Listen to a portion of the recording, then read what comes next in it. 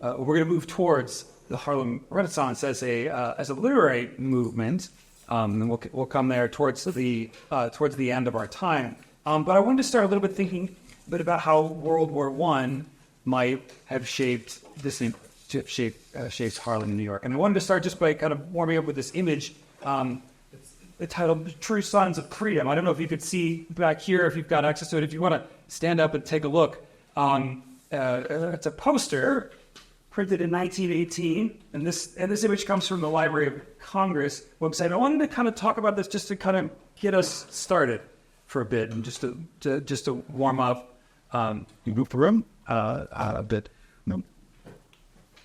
What's going on in this image, in this poster? What's happening? What do you notice? Maybe like the black soldiers are pointing guns and letting the Confederate soldiers are resigning, or like, what's it called? Like throwing the white flag, surrendering. Yeah. Cool. All right. Good. Yeah. So fantastic. Why? Germans though. Oh, okay. Yeah, I was going to say why, but let's stay. You're right. Yes, but let's stay here for a minute because this is profitable. Why Confederate soldiers? First of all, I think the gray uniforms, and also the fact that they were like all white and they all looked like really scary, and like I think the author might like be talking about like Germans, but he might also be hinting at like American Civil War, also because of Abraham Lincoln standing in the back. We've got Abraham Lincoln here. I mean, the soldiers, sort of based on their uniforms, we've got a flag of the German Empire lying on the ground. Are meant to be German soldiers from the First World War, but there's something. The American Civil War is such a part of this image too. These two wars are connected immediately for the viewer. What else? Yeah, no, I just want to say I thought the same thing. The first time I looked at that, I was like, oh, it's the Confederates, and then only the second time did I think German. Right. Right. So this image wants to create that kind of connection. All right. Cool. All right. So we're supposed to be in World War I. We can't escape the American Civil War. What else do we see in this image? I mean, Lincoln is looking down. I mean, he's kind of got like a godly kind of like otherworldly being presence about him. For sure, yeah. He's looking down. What's Lincoln looking at in the image? The flag, yeah. And even just past the flag, his gaze is on the only American soldier who's dying or who's injured, who's falling backwards in this image. So and this soldier himself, it might be hard to see too. That as he's dying, his eyes are open. I'm assuming he's dying. He's falling back. He's looking up to the flag, looking up towards Lincoln. So there's something about that kind of that association. Yeah, but let's keep going. What else about this image? Is this what World War I was like? We think? No? Why not? Well, first of all, they're on an open field, while like World War I was a lot more trench warfare. Oh, okay, so all right. So this is not trench warfare, whatever this image is. And also, I feel like black soldiers like were not that involved, or like not involved in the front lines. At least not what like the media portrays World War I to be like. Okay, interesting. Yeah, so good. Hold that in suspense because we're gonna come to that very issue. The role of black soldiers on the front lines in a few minutes, but that's a very important observation. We're going to come right back to that. I think it's also important to know that both Grant and Lincoln fought black soldiers in the Civil War were extremely important in the U.S. winning the war. No. Okay. Because they were initially support troops, but quickly became fighting troops like Claude and happened in World War I as well. With Hellfighters and other. That's right. Massachusetts. Right. We're coming to the Hellfighters. Were my touch point when I started thinking about this whole this whole this whole discussion where we could link the neighborhood into in connection to war. So we're going to come to the Harlem Hellfighters because I think it's going to also address this question of what were the kinds of units that the Black American soldiers were serving in. What about the text?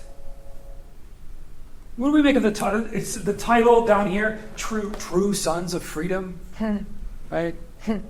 We've got over here this sort of brief description that reads, colored men, the first Americans who planted our flag on the firing line. Right, these true sons of freedom. Yeah. And most of them are sons of slaves, right? Enslaved people. Many. That age. But that also means like they are the first, or not first, but like one of the earlier generations of free black men to be fighting. So like they're the sons of freedom in that because of the freedom that like Lincoln gave them. They're now fighting for America. Okay, good. I love this. I like it, and your description is fantastic too, because as you know the freedom that you're touching on an American kind of mythology, right? That's very much wrapped up in what this poster wants to communicate, and that's the sort of sentiment. These are the true sons of freedom, and look what they're doing with their freedom. What are they doing with their freedom? Fighting for America. Fighting for America and fighting for freedom. For freedom, for more freedom, for freedom. They're back in Europe now, right? Fighting. So that part of what makes them the true sons of freedom is now, right? These troops specifically are supposedly expanding freedom across Europe. Again, now we're gonna talk a lot about what that might mean. Right now we're focused only on the visual rhetoric of this poster, which is a little bit different than maybe what actually happens in districts. So we'll stay with the poster for a moment more. What about this up here? It says, "Liberty and freedom shall not perish." And then below we have a sort of script, cursive script, A. Lincoln, right? "Liberty and freedom shall not perish," end quote. What's that from? Bit of an unfair question, maybe. Is it the Emancipation Declaration? Ooh, no. Right. Yes. Okay. Cool. I brought copies, if you don't have it memorized already, of the Gettysburg Address, which I forgot to pass out. You want to grab one? You can take a look at it as it's coming around. But what's fabulous about this quote, "Liberty and freedom shall not perish," right? It feels very well. It's evoking the Gettysburg Address, but this is not a quotation. These are just vibes, right? This is not actually a direct quotation, but it's meant to take us to the Gettysburg Address. It's meant to take us to this particular moment or this particular piece of American political rhetoric, wartime rhetoric, right? And connect specifically again what happened in the Civil War, what's happening with Lincoln, with what the Allied forces, the American Expeditionary Force, is doing in World War I. Today, I want to think a little bit about what all of this rhetoric might have meant to black soldiers coming from places like Harlem. Fighting for freedom abroad, as the poster would have us believe. And returning to the United States in 1918 and even in 1919, depending on how long they were demobilizing. Just maybe rough sketch. What was that like? Do you imagine? Yeah.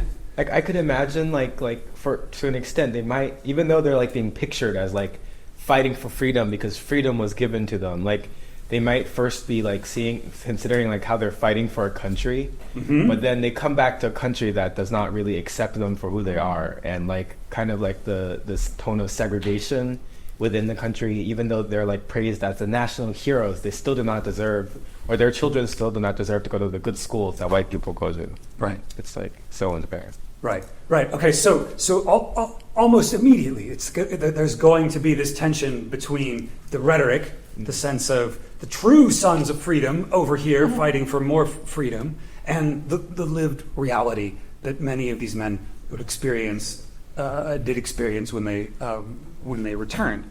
The soldiers in this photo particularly evoke the 369th Infantry Regiment.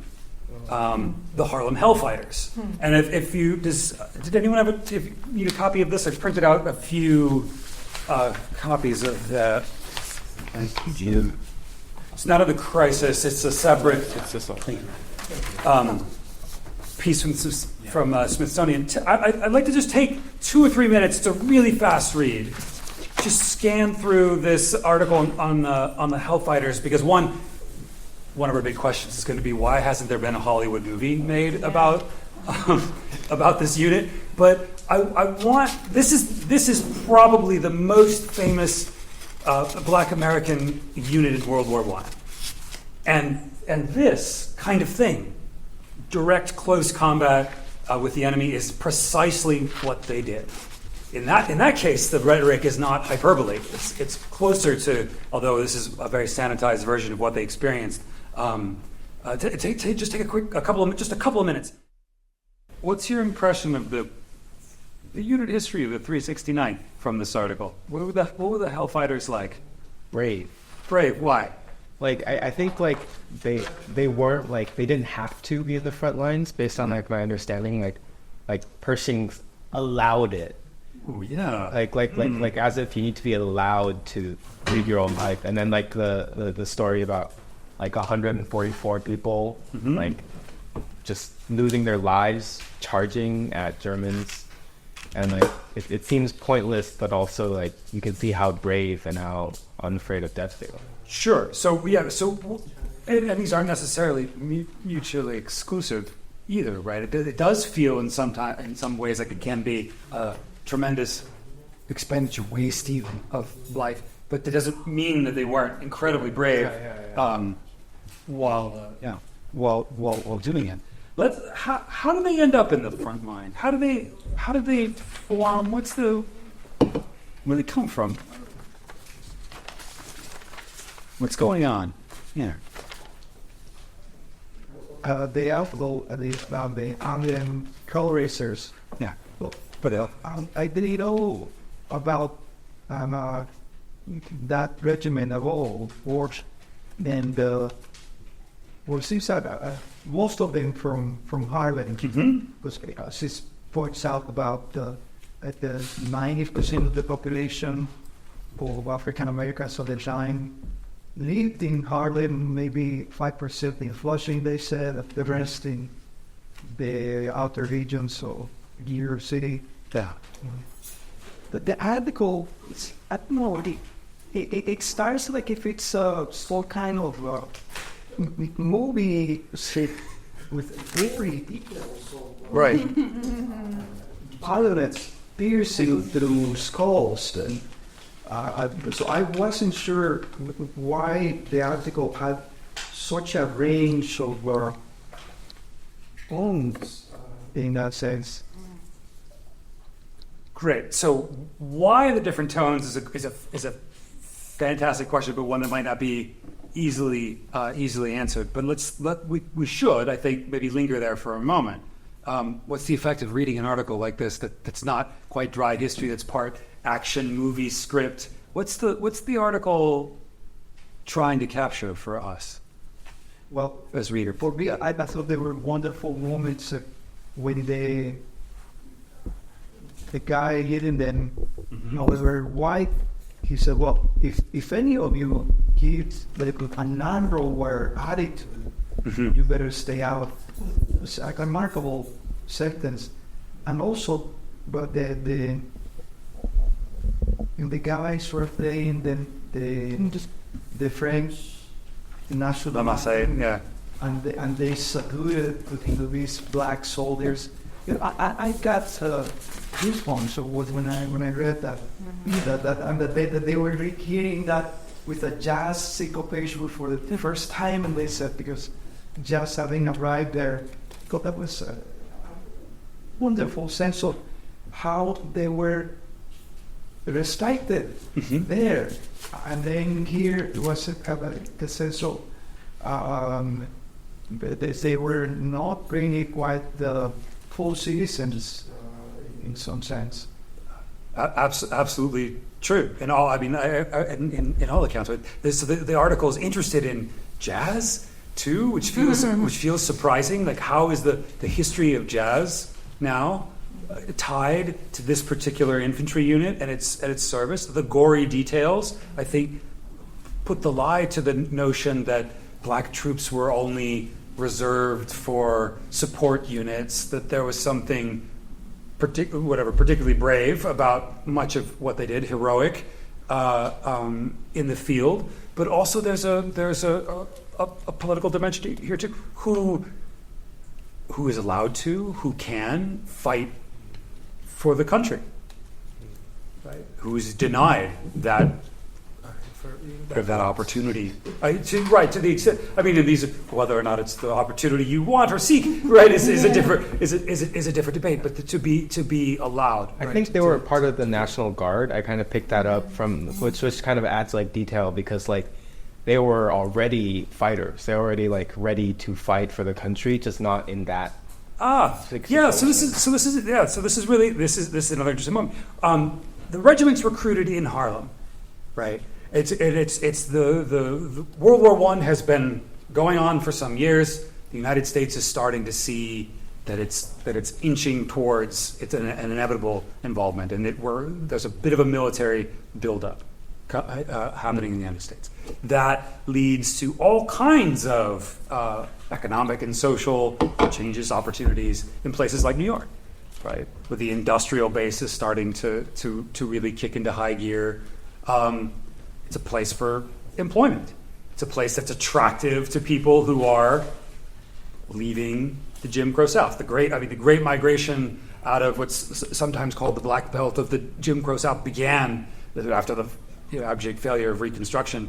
But it supercharges a bit in the late teens and as World War I kicks up. So these industrial centers become attractive for black citizens leaving the South and moving north. Places like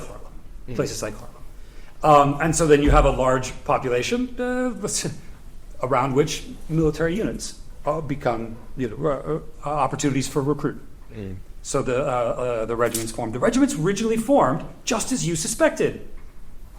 Not for this, but for service and support. Black soldiers were going to go to World War I to support white soldiers who were doing the heroic deeds, who were doing the heroic fighting. They would be performing functions like transportation, moving cargo, preparing meals, back from the front lines. Manual labor. Even if some of them had trained as soldiers before.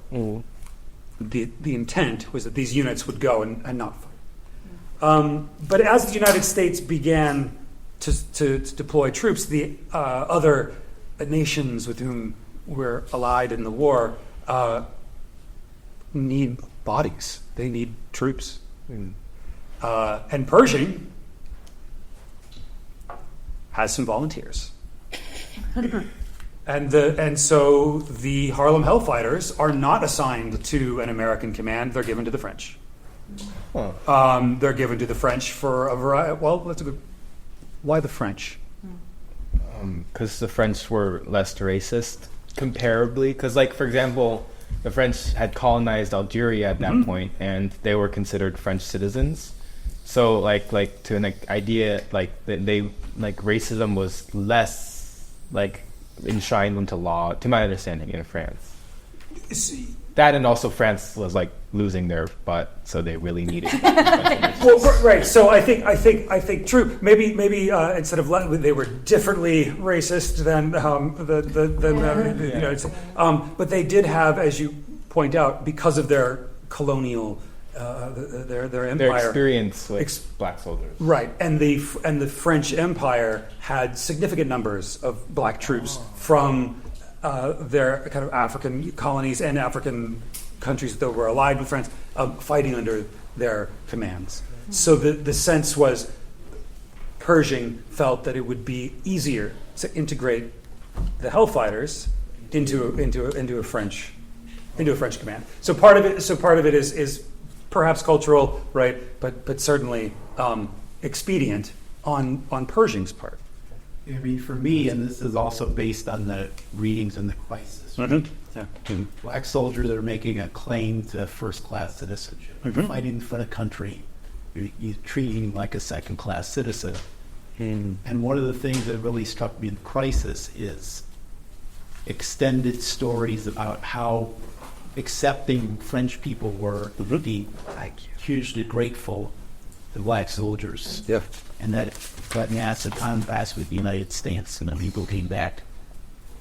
It was really interesting because you saw the same thing in World War II, you saw the same in the Vietnam War, the same critique of, I live in a segregated society, you're a second-class citizen, yet when it's time to fight, I'm the first on I'm in the front line in Sydney. So I also think that was this paradox and contradiction was a lot of the fuel for the Harlem Renaissance and the general kind of souring about, a distinctive literary movement. Yeah, I think so too. I think that these experiences help accelerate a movement that was already growing before the war, but these kinds of social experiences, fighting in the war, fighting in this way.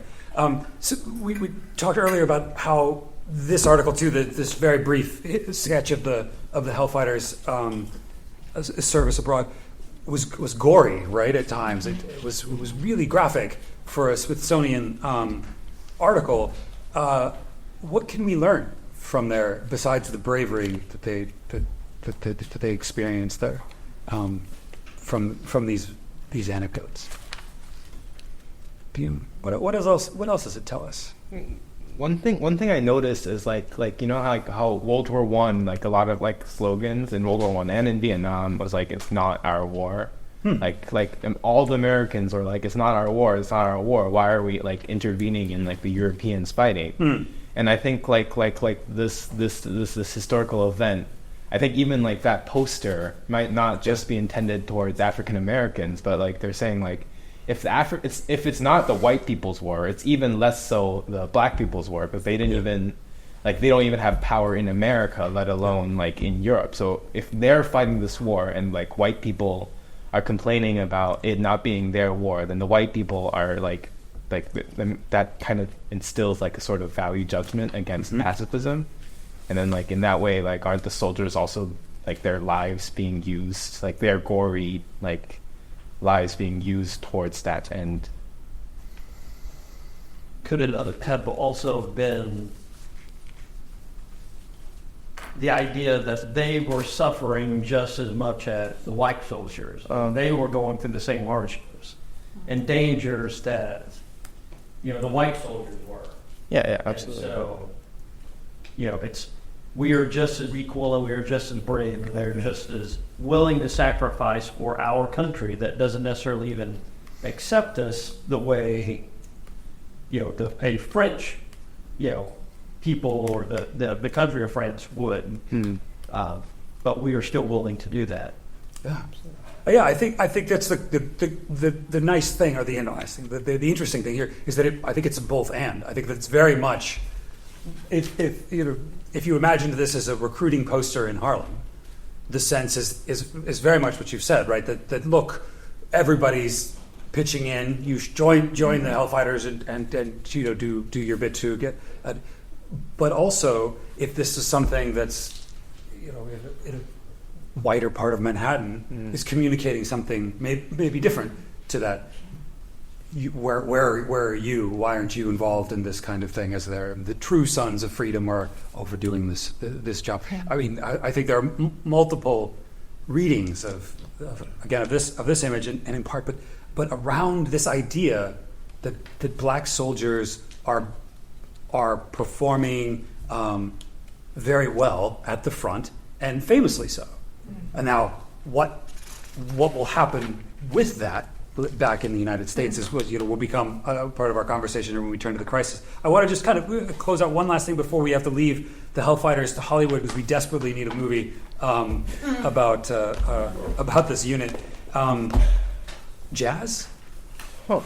We touched on that very briefly. Sort of, we've got the detailed descriptions of the horror of trench warfare, also completely absent. Right? There's no mud, there's no blood in this image, even in the German soldiers. Now it's just it's so clean. Right. So we've got the article talks a little bit about the grim reality of it. Right. The thousands of casualties. We talk about that. We talk about the bravery, but why jazz? Why does jazz have to be part of this story?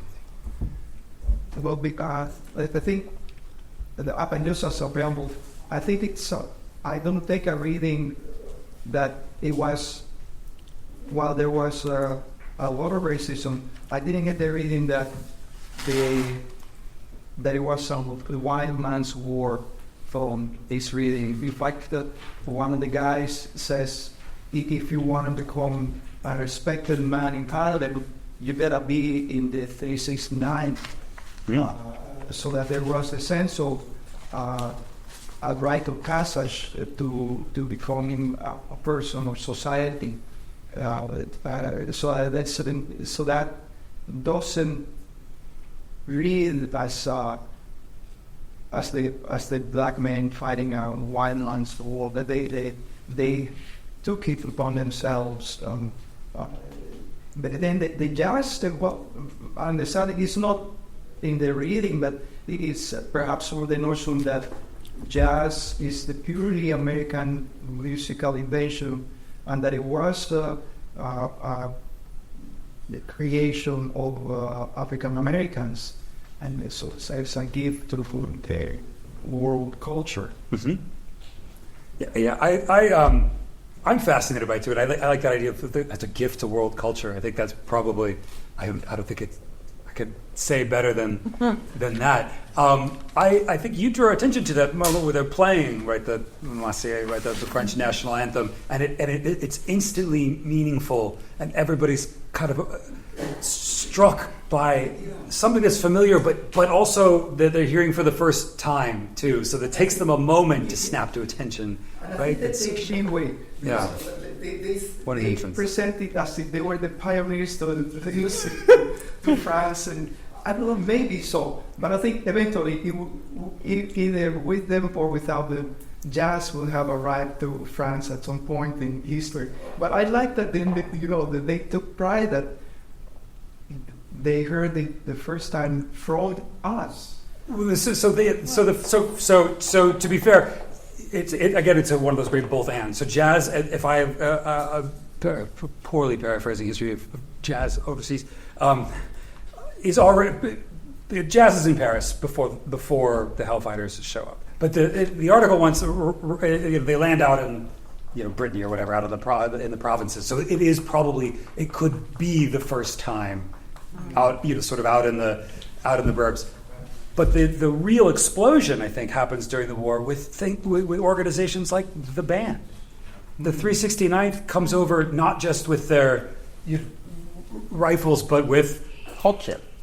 With black culture and with music, a band to support the unit for its own pride and entertainment. And the band, Jim Europe and the band would play around in Paris. They were notable musicians, and they had an opportunity to play for French audiences while they were there. And a fair number of great jazz musicians also played in military bands. Yeah. And even I do think there was a huge impact there, because the 369 was famous. They even got a ticker tape parade for black men in 1919 in New York City. That's pretty unusual. But also, Paris became a destination for black intellectuals. James Baldwin, you can name scores of people who went over there specifically to create American racism or being a different cultural oriented, particularly not only the culture, but also it was just an easier life, at least if you're an artist and, hanging out for everybody. But I think that the kind of the cultural pride generated by the fact that the soldiers were accepted and by the French and celebrated by the French, but also black culture was celebrated by the French. I think that really, probably generated a lot of pride and, particularly in Harlem, and you can see that again, this crisis thing. A lot of the articles there. That comes back. It right? contrasts too with the heroes. Yeah. You to my understanding at least, like jazz was by white people was seen as something like that they wouldn't appreciate in America, or at least not like black people's jazz. Right, particularly as it starts out. But in Europe, like it's immediately appreciated. So like it's kind of seen how like without like the racial lens, or with a different lens, people begin to appreciate your culture without like having a presupposed like judgment of it. Mm-hmm.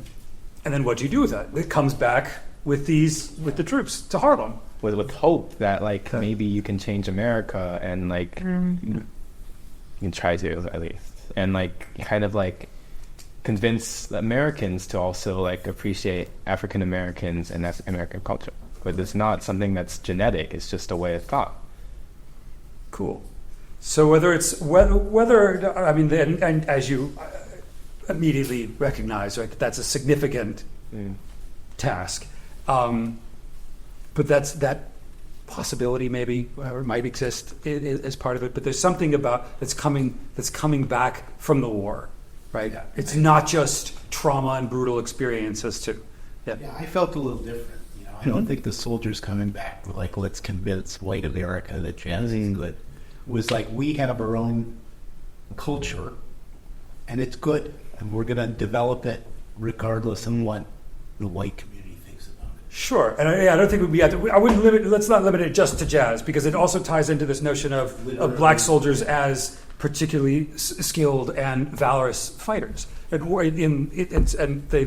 Their wartime service, whether it's playing as a jazz musician in a Paris cafe or fighting on the going over the top with a French unit of the Meuse-Argonne offensive, all of these different experiences come back kind of collectively with this unit as the coming back into infuse new energy or more energy into Harlem. Yeah, and this reading, I think one of the most courageous acts that's talked about is that when Henry Johnson came back and he was sent out to be like the blackface of how great things were, confronted America and said, no, there's a lot of racism still. And then he was silenced. But I think the fact that he spoke out was a really courageous act. Let's talk a little bit about this speaking out. I want to turn to the crisis. We're still doing all right on time. If this is the first, this is the big packet here. I've given a couple of excerpts from two different issues, mostly because they have particular connections to the war, but I tried to be a little bit broader so we can talk in general about what this periodical is doing in 1918 and 1919. So a little about the crisis, if you haven't encountered it before. It's a periodical funded by W.E.B. Du Bois in 1910 in one room of the New York Evening Post building in New York. Du Bois founded it and edited the publication until 1934. It takes its name from James Russell Lowell's poem, The Present Crisis, which was written at the height of the American Civil War. So much as our early conversation when we started talking about this image behind me, connecting World War I, connecting the early 20th century to the Civil War is actually tied to the title of this journal. The crisis is still around, and its history or its formation. And this is from its website. Du Bois noted that the goal of the publication was to, quote, to set forth those facts and arguments which show the danger of race prejudice, particularly as manifested today toward colored people. He continues that it would be a record of the darker races. And that's a really important subtitle, because around the table today we're really focused on Harlem and on this neighborhood, but the crisis itself is global, and its interest is global, and it was always global, from 1910 on. But Du Bois continues, quote, "It will first and foremost be a newspaper. It will record important happenings and movements in which in the world which bear on the great problem of interracial relations, especially on those which affect the Negro American." And I'll read Du Bois' quote as he writes it, recognizing that his language is a little antiquated. Secondly, it will be a review of opinion in literature, recording briefly books, articles, and important expressions of opinion in the white and colored press on the race problem. So if you have a chance to look at this, you'll see that it's an anthology and a digest as much as it is producing and promoting new works of literature. So it's an immense research project each month, scouring global newspapers. Thirdly, it will publish a few short articles. Finally, its editorial page will stand for the rights of men, irrespective of color or race, for the highest ideals of American democracy, and for the reasonable but earnest and persistent attempts to gain these rights and realize these ideals. The magazine will be the organ of no clique or party, and will avoid personal rancor of all sorts. In the absence of proof to the contrary, it will assume honesty of purpose on the part of all men, North and South, white and black. It's trying to do something of what the poster is trying to do too, right? I think in that sense. But that's Du Bois's own assessment of what the crisis is going to do. I want to give you some time to thumb through it if you hadn't had a chance to look already. I'd ask you to look not only at the cover images. There are two cover images, one on the front and then one about halfway through, because we'll talk about those. Scan a couple of the articles, see what jumps out, but look at a few of the ads too. Mm-hmm. Look at some of the pictures that are here. There's a lot, I think, to discuss in these pages. So I want to let's take. Oh gosh, we're running low on time. Let's take like 7 minutes or so to it's not nearly enough time to go through this 36 pages, I think. Just the crisis in general. Yeah, it's quite entertaining. Okay. Like I noticed, like for example, like it's not written in a very like when you think of modern journalism, you think like very negative language and very and even though they're going through like the worst stuff ever, and there are often calls to action and like descriptions of bad things happening, like you can still hear like a cheerfulness in the language being used. Like one example might be issue like the one about race superiority. What page you? That would be page 24. Yeah, the first one. Like I read that one in whole, and it's talking about it's talking about like the idea of race superiority, and it's like saying very bad things, like Germans are like very exploitative. But I don't see like very like strong language or strong like value judgments against individuals, rather just describing what's happening.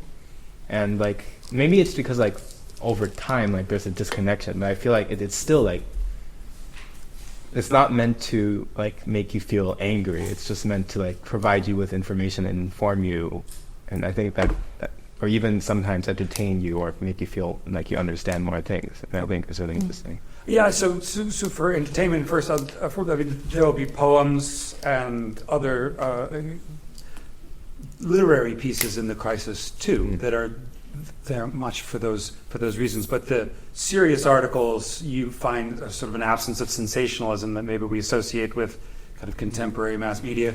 Yeah, I think that's true. That feels consistent too with the moment. The article to which you, or the portion to which you direct our attention, comes from The Independent, from another newspaper. It's another example of the massive research project that goes into every one of these issues. So it's a kind of a part digest, see what's going on in other national or regionally important newspapers. There's one significant exception though that I noticed. It was about like lynchings. And yeah. I think this one was very different, and also because it was a call to action. Like that would be, it would just be the first page of the second issue. Because it's specifically it's fundraising, right? It's fundraising. It's for to stop this. It's doing something different than the journalism. Yeah. So I think what you've keyed to is that there are many modes and many different genres all put into these issues. So you're going to find a tremendous amount of content, right? Some of which there were some chuckles at the. Right, at the advertisement.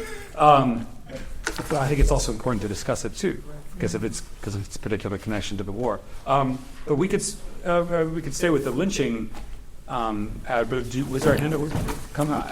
I was just going to say, and that really struck me, is just the breadth of interest. Now, this is like W.E.B. Du Bois, right? He was an internationalist and living in Africa. Done? He talks about Africa, he's talking about Europe, he's talking about kind of like global intellectual trends. Yeah. So even though it kind of maybe entered in Harlem and entered in Black American experience, it's also extremely cosmopolitan in a way.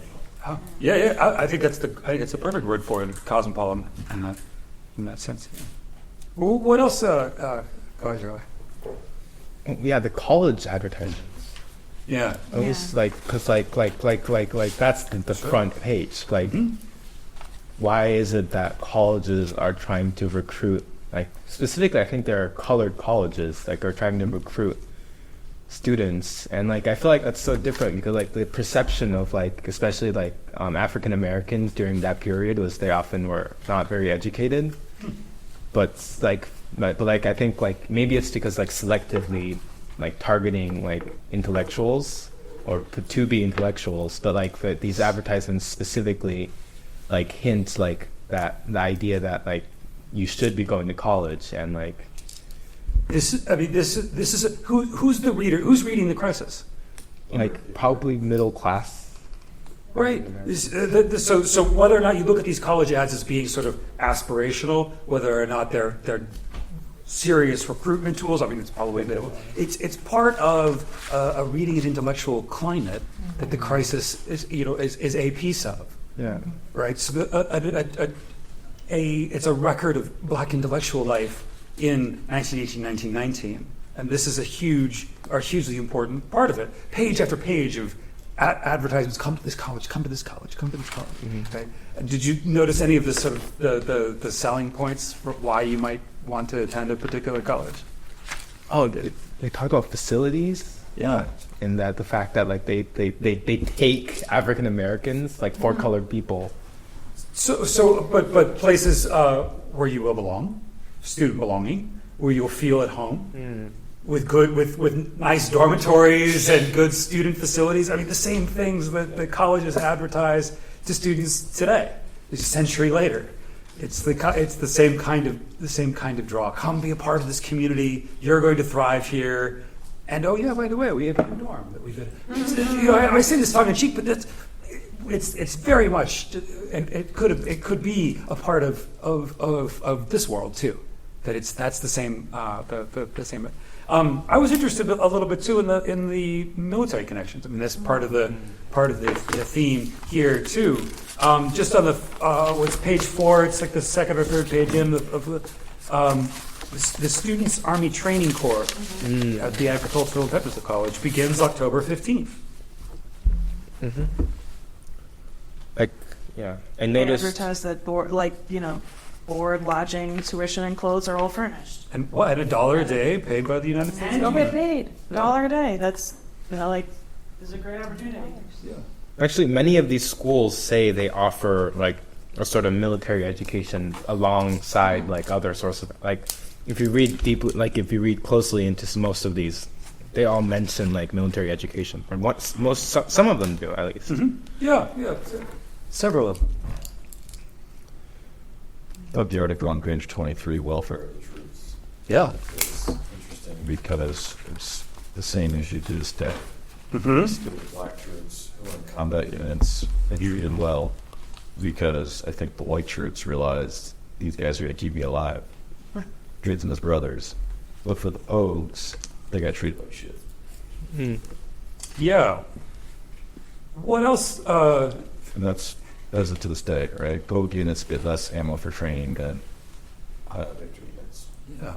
So a pogue, a person other than a grunt, right? So somebody who's not in a direct combat unit, somebody who's in a support unit. Yeah. And as you pointed out, the sort of the sense of that they get less ammo for training even today. In World War I, often they received no training.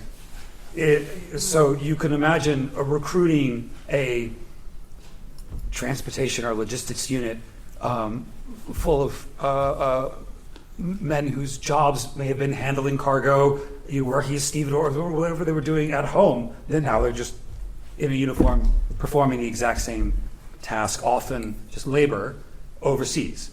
And many units that were, many of the black units in the war were not given training at all. So even access to training to be able to do this is paradoxically, right, a boon, right? It's a benefit. It's something that's to be desired. Compared to like modern Gen Zs, like you imagine like saying you guys should join the army. Like it's just not happening. I also thought it was interesting that it was important in the crisis that there were black lieutenants, so there were some officers on commissioned officer, the highest officers on white, the army set up. There were also kind of like leadership positions available to particularly type soldiers who were at the front. The little experimentation with it, I'm not saying it's somebody even minds that if they I don't know for the soldiers that they're being giving us Yeah, absolutely, and widespread enough. We were laughing, and there are reasons why. I understand it's uncomfortable sometimes to read what reads as a kind of sexist ad. But what do you notice about the soldier here on the far right in this ad?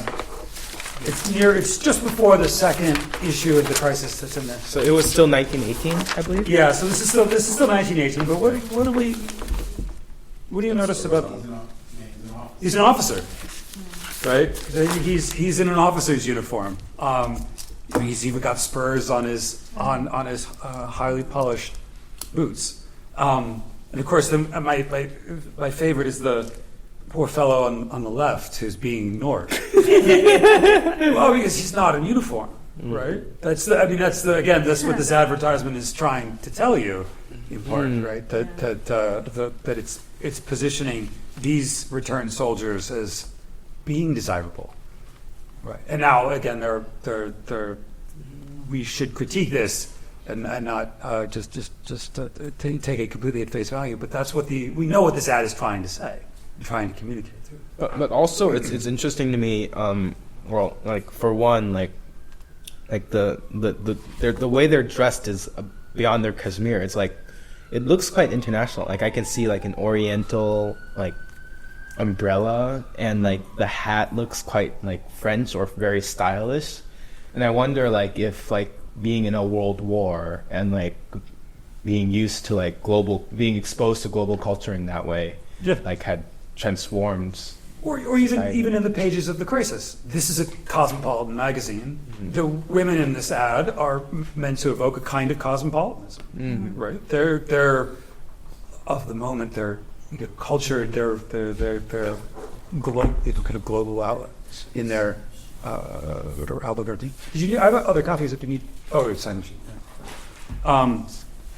Right. Yeah. Okay. Cool. I wanted to look at one of Du Bois's op-eds from the very beginning, because anytime we can read Du Bois, it's worth kind of pausing. But I wanted to look at the Flaming Arrows piece. This is on 7 early on. I was hoping that it would catch your eye early. This first page through. Du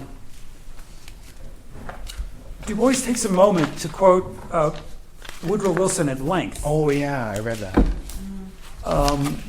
And Woodrow Wilson's words are interesting and important, but I'm most interested, I think, in Du Bois's interpretation of it. Yeah, at the very end there. Would you read that last paragraph from the Flaming Arrows section? It starts at the second column, top of the second column. I remember. I think. Yeah, the top of the second column. If you were starting. It was the last paragraph or the first paragraph. The last paragraph of Flaming Arrows. So is it possible that these flaming arrows were not aimed at the Vardamans in Mississippi as well as the Huns in Europe? Is it thinkable that President Wilson did not have clearly in mind Cameroon as well as Serbia? It is neither possible nor thinkable if English is English and justice is justice. And with this all true, Mr. Wilson's speech is one of the half dozen significant utterances of human history. Thank you. Thank you for reading. What's he saying about Wilson's remark? What's Du Bois? Like he's like I think like the general tone is like he's saying that Wilson is also like speaking against like African American wrongdoings, but I think there's also an undertone, which is kind of like, if you join the army and you fight for the country, like you're kind of, in a way, fighting this sort of oppression and racism, even if not at home, you're still fighting it, and that's like an urge that people really have, is to like fight wrongness because of how much they've been wronged. I like your optimism. I do. I think Du Bois is more skeptical of Woodrow Wilson in that sense. Taking Wilson's words, if this is really a fight for freedom, Mr. President, right? Do your words about the First World War not equally apply in Mississippi as they do in Serbia? Right. That's the Serbia. Yeah, that's right. You'll forgive me for.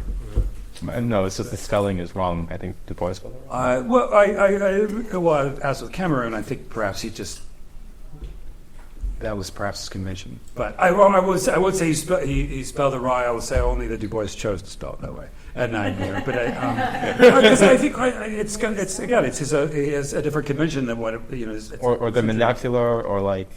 Yeah, I think that's probably more on more. But back to his critique of Woodrow Wilson, I think this kind of speaks to maybe a comment that we were kind of batting around earlier about the tone of the crisis. Right. That I mean, this would get the flame emoji, right? It's right. It's the kind of but it's not. It's subtle in its way. It's thoughtful. I mean, it's Du Bois too. He's got to. It's hard. It's worth. I mean, it's enjoyable to read. But I feel like it's something that's very small and could possibly be overlooked, but yet at the same time, if you really look at it, it's pretty powerful. Mm-hmm. Especially the specific quotes he pulls out. Mm-hmm. So it's not necessarily sensationalistic, but it's clear, right? It's direct, and it's biting social critique. Well, and it's under the opinion section. Oh well, yeah. Well, it's the opinion of W.E.B. Du Bois too. It's his paper. He can. Cool. Well, what did you make of the covers? Let's see. So they're of black soldiers. Yeah. Which is especially interesting in 1918. I don't know, like, have they even been deployed at 1918? Or was it already the end of the war? Oh, yes. So the war ends in November of 1918. Oh, okay. And this is November 1918. Oh. So the exploits already of units like the Harlem Hellfighters are widely known. Ah. So it's a popular. It would be kind of a popular motif. First cover was classically in the war. This in Jersey is not fallen. It was the town that was a black ball. Second cover is looks like post-war with freedom, olive thing, in uniforms. Ish, I think also signifies the difference between the generation that joined before and I went in, especially showed after. This the second figure here is you can see in the Obituary, right? well, he's Captain Austin Thomas Walden. No, not an obituary. Not at least not this. Not this. This is the he's a lawyer. Oh. And he served in the army as on the Judge Advocate General's Corps. He became the first black judge appointed in Georgia after Reconstruction in 1964. So he has he goes on to have a kind of tremendous legal career, but he's makes the cover with Crisis of February 1919. I find it compelling in part because just after the cover, and these pages are sequential in the issue. I don't know if I remember how I excerpted it. We had the ad about are you going to allow lynch mobs? Oh, and like lawyer versus lynch mob, like the contrast, like one is like law and order, and the other one is disorder and disrespect to the law. Yeah, I think that that's a huge part.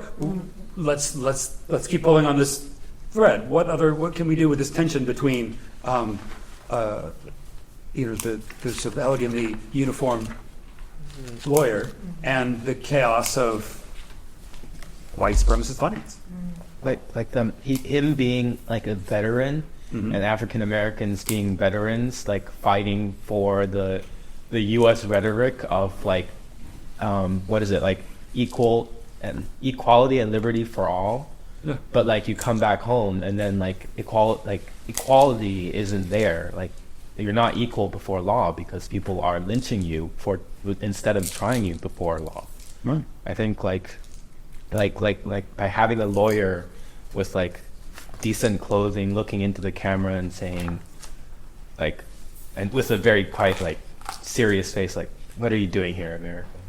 Well, yeah. So it's all, but it's a professional. He's a professional. Yeah, it's a professional image. But look, if you turn to the ad, this is from the. Are you going in italics going to allow lynching mobs to continue? The penultimate paragraph, right?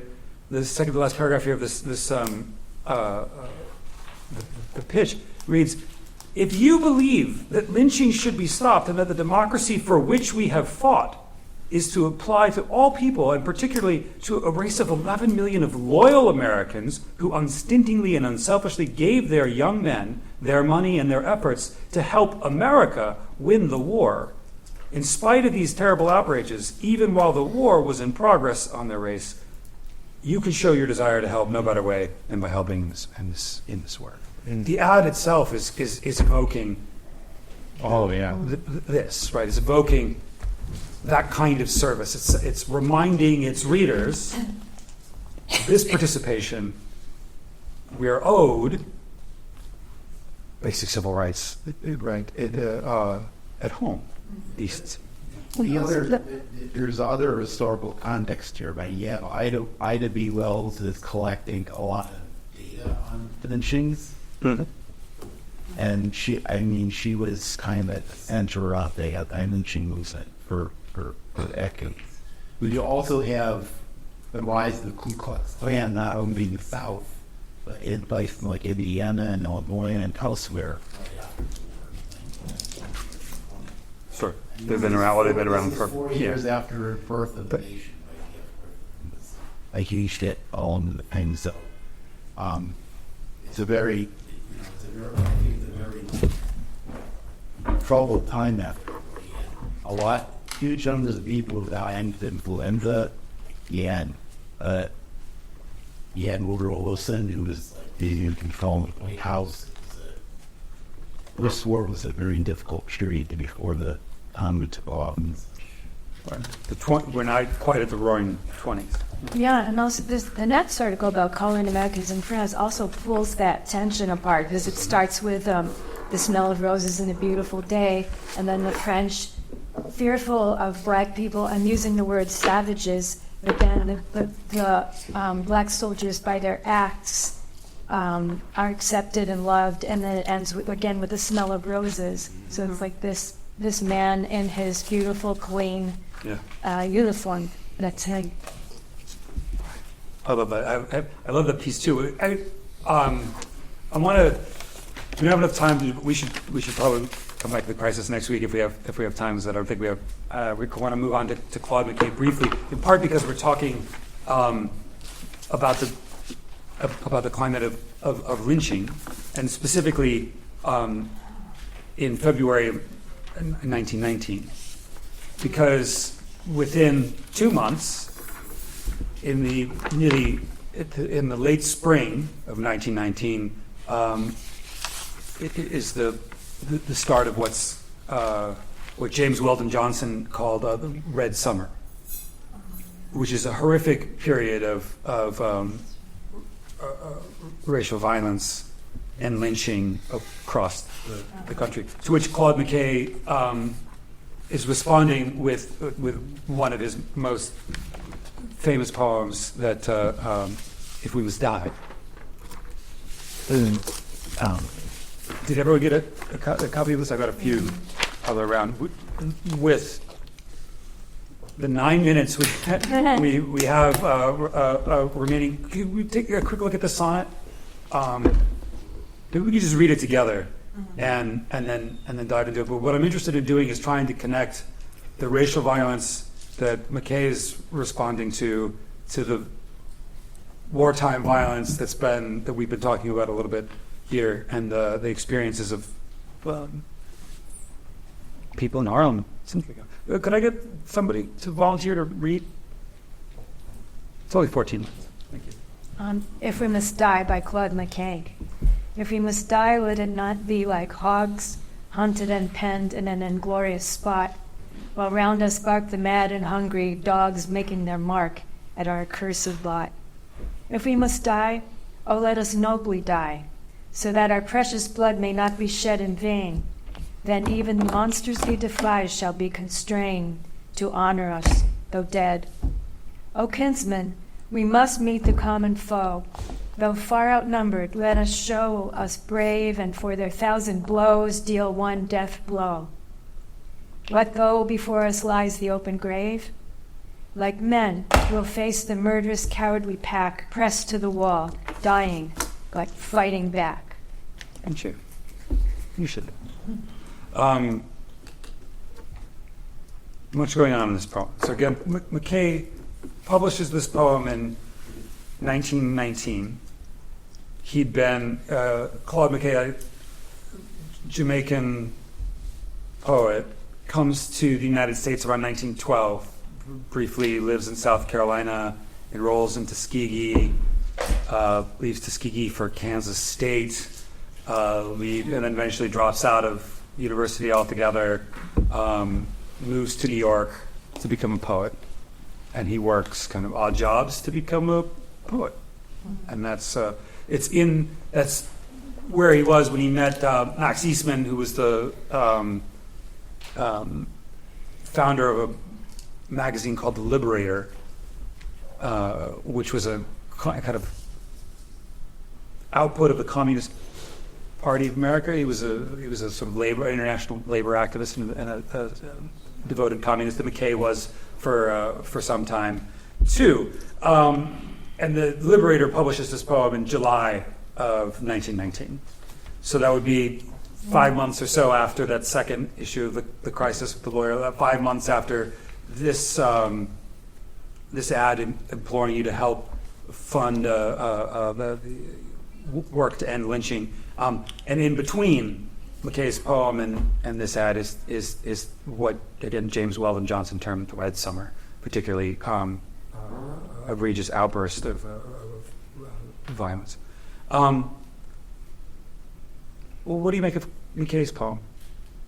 I feel like there's such like a gruesome, like sad, like we must die. Yeah. Like such like a not nihilist, but like kind of like facing reality and bringing the reader to reality of what has been going on through the Red Summer.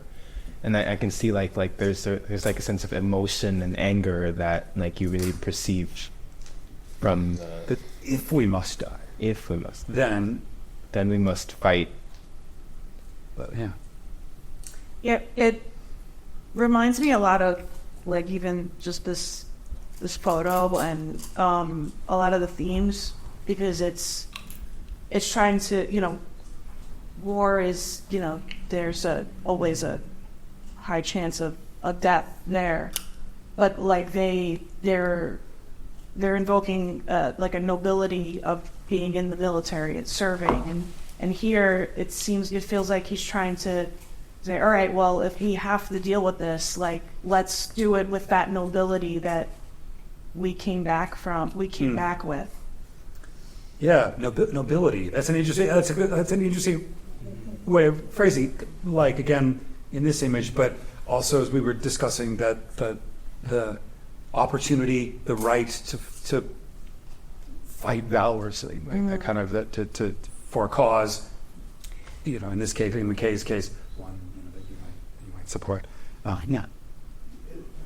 At this point, what we at that sentence, if we must die, there's a moment we die, pretty much encapsulates the meaning of it.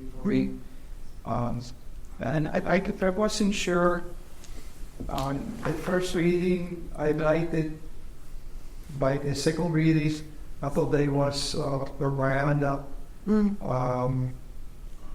Now with this additional readings, I feel that I need the European to think if this is true point to your mom. Okay, fantastic. I think it's a fantastic poem. I mean, as a poem, I do. It's notable in part. I mean, Gwendolyn Brooks ranks it among sort of her the most important poems that she's read. But it's been repurposed many times, because even though Claude McKay is writing in response to a particular moment in history, and that's very much informed, I think, by the Red Summer. The poem itself steps back from that context and has been, in the century since it was written, evoked by any number of people who are resisting, who are fighting for something, who are standing up for something. And it has that kind of flexibility that I think makes it inspirational, that makes it that can inspire in a way that feels connected to McKay's original moment for when he's composing it. What else? Shamsadachi, though. Why propaganda? Why was that the word that came to? Because it's really maybe I can just kind of say express a very hands-on poem. Yes.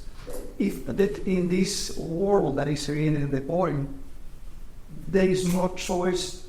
If even though it's misleading, if we must die, it makes no room for the possibility of not participating or dying or